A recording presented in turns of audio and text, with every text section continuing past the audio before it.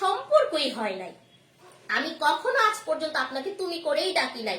আপনি এই ধরনের কথাগুলা না বললে পারতেন। এই যে আজকের রাতটা যে আপনি নষ্ট করছেন, এটা সম্পূর্ণরূপে আপনার জন্য, মানে আপনি আমাকে আজকে বাধ্য করতেছেন এই ধরনের কথা বলার জন্য।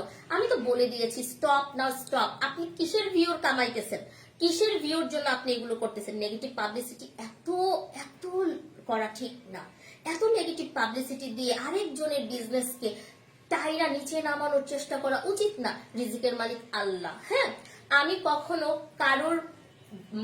কারোর বিজনেসের কোনো কর্মচারীকে ডেকে আনি নাই।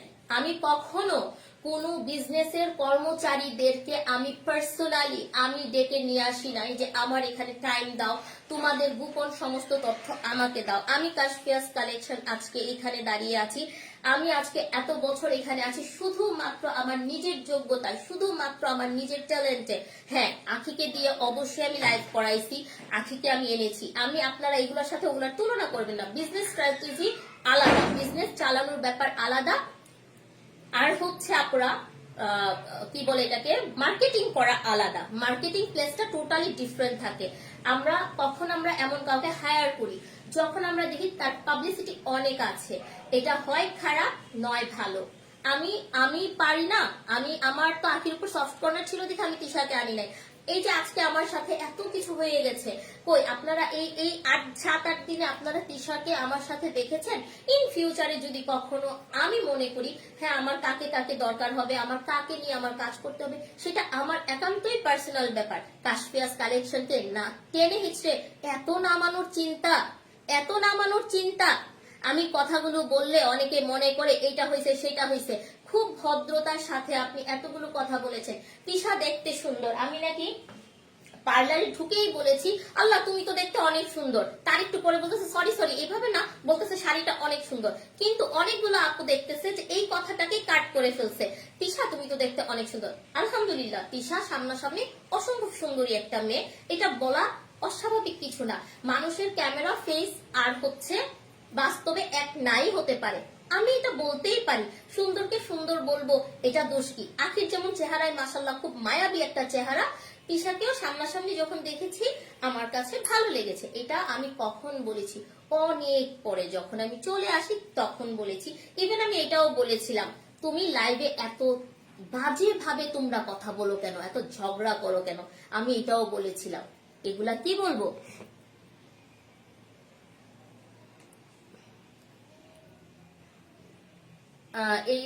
এই মহিলা উনি তো বলেছে যে তুমি বলেন, আপনি বলেন।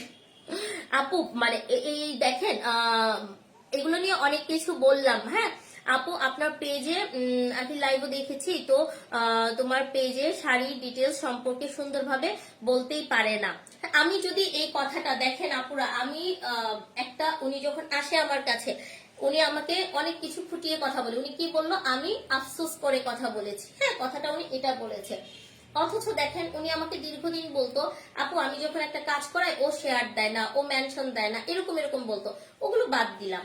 আমি যখন বললাম যে একটা জিনিস আপনারা দেখবেন যে ও লাইভে থাকলে আমি পাশে থেকে কথা বলতাম, আমি শাড়ির ডিটেলস কথা বলতাম, তখন অনেক আপুরা আমাকে বলতো মহিলা বকর বকর করে কেন, মহিলা পাশ থেকে বকর বকর করে কেন। আপুরা দেখেন, ওর একটা পার্সোনাল লাইফ ছিল, নাকি একটা পার্সোনাল লাইফ ছিল।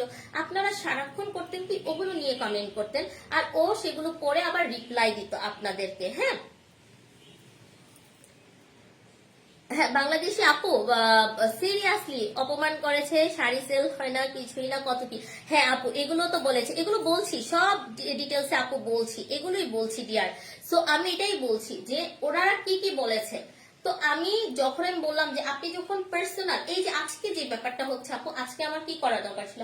আজকে আমি স্কিপ করে আজকে আমি আমার পার্সোনাল আমি আমার ড্রেস দেখাবো, এটাই হওয়া উচিত ছিল। হ্যাঁ, কিন্তু কাহিনীটা কি হলো, ওনার এই সমস্ত কারণে আমার নন স্টপলি আমার ইনবক্সে একটার একটার পর হচ্ছে কি হচ্ছে প্রবলেম ক্রিয়েট হয়ে যাইতেছে। হ্যাঁ, একটার পর একটা মানুষ হচ্ছে আমাকে ইনবক্স করতেছে, আপু তুমি এটা ক্লিয়ার করো, আপু তোমাকে এরকম এরকম করে বলতেছে, আপু তুমি নাকি এটা বলছো।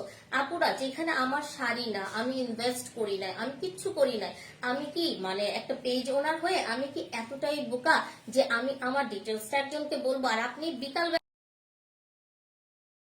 নিশ্চয়ই এখানে কোনো কারণ আছে। যাই হোক, হোয়াট এভার। আপু সবকিছু বুঝলাম, তুমি এখন আইনি পদক্ষেপ নাও, কারণ তোমার নাম উল্লেখ করে পোস্ট দিয়েছে। কখন আপু? ও তখন, হ্যাঁ এক্স্যাক্টলি। এটা এটা আসলে সমস্যা না যে আমার পেজের নামটা এইভাবে এসেছে যে আমি হচ্ছে তার আইডি নষ্ট করতে চাচ্ছি এরকম ভাবে বলছে, এবং আমি নাকি রিপোর্ট দিয়েছি। কিন্তু আমি যখন তাদেরকে দিয়ে বললাম, এবং আমি যখন আমার পেজ যখন চেক করালাম, আমার পেজে সেই রাইটস যেটা আছে কপিরাইট দেওয়ার মতো সেটাই নাই। আমি তখন বলছি আলহামদুলিল্লাহ। যখন আমি এটা জানতে পেরেছি, আমি তখন বলেছি আলহামদুলিল্লাহ, আমি নিজে এখন স্যাটিসফাইড হলাম যে আমাকে নিয়ে এতগুলো কথা বলতেছে। আপু, এমডি রিপন, আখির সঙ্গে আমার যে প্রবলেম হয়েছে আমি সেগুলোই বলেছি। খারাপ কথা আপনাদের কাছে এখন খারাপ লাগতে পারে, সত্য সত্যই, সত্য যদি তিতাও হয় তাহলেও সত্য, ঠিক আছে, এতটুকুই বললাম। সত্য তিতা, তারপরেও কিন্তু সত্য সত্যই করতে হবে, কারণ আমার দেয়ালে পিঠ থেকে গেছে। আমি ওকে বারবার বলছি, ওর মানে ওদের এখান থেকে যেরকম ভাবে আমাকে অ্যাটাক করেছে, এটা একমাত্র আমি জানি। দেয়ালে পিঠ যখন থেকে যাবে, আপনি অবশ্যই আপনার ব্যাপারগুলো নিয়ে আগাবেন। পাবলিক কিছু না বুঝে খুচাখুচি শুরু করছে, সেটাই তো। ক্যামেরার পিছনে কি হয়েছে সেটা তো আপনি প্রথম বলেন। অবশ্যই বলবো, ডেফিনেটলি বলবো। আমি বলবো না তো আপনি বলবেন? প্রবলেম আমি ফেস করতেছি, আজকে যে প্রবলেম ফেস করছি এটা আমি ফেস করছি। আপনি ফেস করেছেন? আপনি ফেস করেছেন? আপনার ফ্যামিলি মেম্বার ফেস করেছেন? না কেউ ফেস করেছে? এখনো যে প্রবলেম